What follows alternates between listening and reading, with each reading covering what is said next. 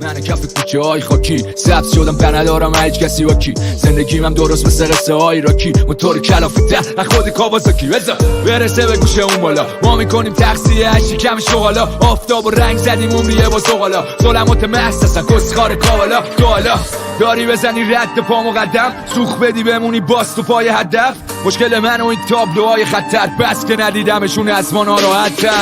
نمیبافم موی رویامو ببخش اگه خم اخمامون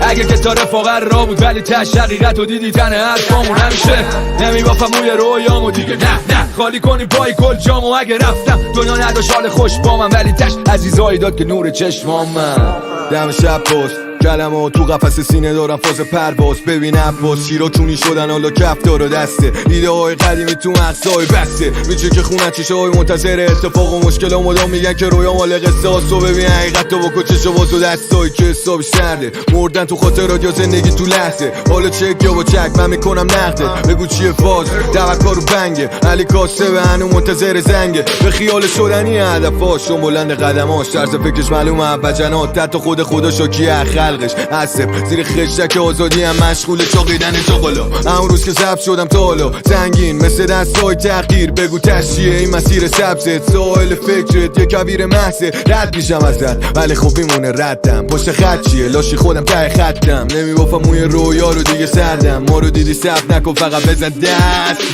نمیبافم موی رویامو ببخش اگه خم اخمامون اگه که تو رفاقت رو بود ولی تش حقیقت و دیدی تن حرفامون همیشه نمیبافم موی رویامو دیگه نه خالی کنید پای گل جامو اگه رفتم دنیا نداشت حال خوش با من ولی تش عزیزایی داد که نور چشمام میان راه سفر از سرای مسلولین صدای سرفه می آمد